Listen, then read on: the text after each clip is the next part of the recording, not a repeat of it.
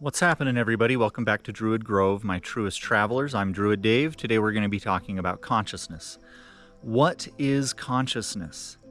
Seems to be a big topic these days within the spiritual community, the philosophical community, and even the neuroscience community. In my opinion, asking the question, what is consciousness, is similar to asking a mirror to define its own reflection.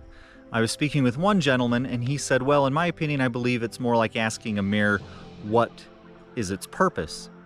Then I chimed back with, well, isn't a mirror's purpose to reflect? So the two schools of thought are that consciousness is either fundamental or emergent. We don't know which one, but we tend to believe it's one or the other. Well, I am here to talk about how you can actually rectify both opinions, and how we can show that consciousness is both fundamental and emergent. So within the idea of a lot of the spiritual communities or idealism, we talk about a permeating consciousness, an underlying consciousness that now people are correlating to the quantum wave, to the quantum forces creating the universe. We know there's some energy creating the universe. People are equating this to a all-knowing consciousness, which some people are redefining as the universe or even as God. This would fall into the camp of idealism, into Eastern religions, and some New Age Western spirituality.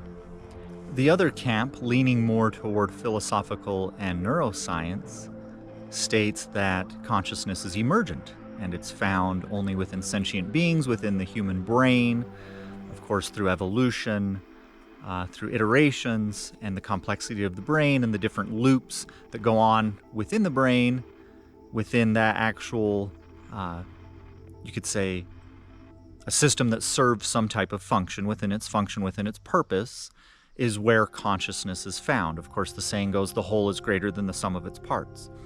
Now, I'm going to show you how we can rectify both ideas, and how I'm leaning more toward panpsychism. So let's just start with the facts. We know that we are conscious. We know that we're a human being. We're a creature, a species here in the universe living on the earth as we define it. So we know that much. We know that for sure consciousness must be emergent within us to some degree, because here we are. Now, if we consider the quantum wave and the quantum forces creating the universe, we know that there is some underlying forces creating the universe because it's here. If we take that idea, we can deduce that the potential probabilities of the universe tend toward consciousness, or they may tend toward consciousness. So then you can redefine consciousness as consciousness probabilities, or the potential for consciousness probabilities, because here we are a product of the quantum forces creating the universe, and we also have consciousness within our brain. This is more in line with panpsychism. This is why I would say that the mirror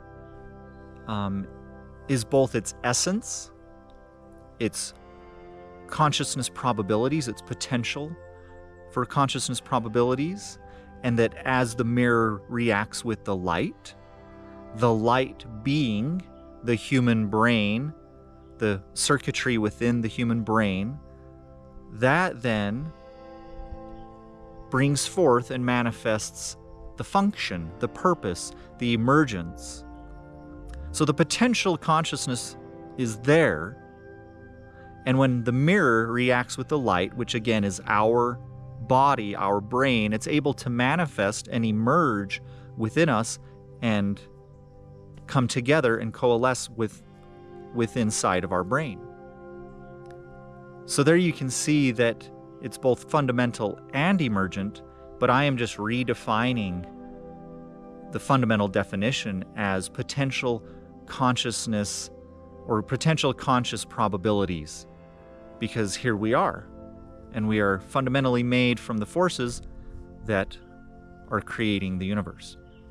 Anyway, that's just my opinion. I don't think anyone necessarily completely knows the truth behind all of it, but I do tend to lean toward a bit more toward the neuroscience and philosophical side. along with the panpsychism. But it is true, I mean, it is a fact of reality that there are forces, some type of forces creating the universe. And I don't know if it's a totally omniscient consciousness that knows everything about everyone and all the planets and all the elements and everything like that. But I think it's a bit more, in my opinion, I want to say it's a bit more than just atoms speaking to atoms, or just atoms coming together, or these forces just somehow came out of nowhere. And then people will try to redefine it and say, well, they're being influenced by the multiverse, and they're being influenced by white holes and black holes, and it's like Swiss cheese, you know, how one, like all the energy in our universe is coming from black holes in other universes, and they're spitting it out into our universe as white holes, and we have all these different theories. Well, then you just get further and further into it. Well, where did the multiverse come from? It's the same thing with the concept of God. Well, if God is the first, never ending, and has always been, well, then where did God come from? Where does it all come from? We don't really know, and that's the big question, and that's the hard problem. But I'm essentially just redefining the idea of what it means for consciousness to be fundamental, and I'm falling in line more with neuroscience and philosophy, and then, of course, panpsychism. But again, I have the caveat where I don't think the potential conscious probabilities are just mere atoms speaking to atoms, or it's just, strong and weak forces, because we're always just left with the same question. Where did it all come from? So, what is consciousness? Leave a comment down below. Tell me what your opinion is or what your belief is. And also, what is reality? Is reality consciousness? Is consciousness spawning reality? Anyway, let me know what you guys think. Until next time, I'll talk to you later. Peace out.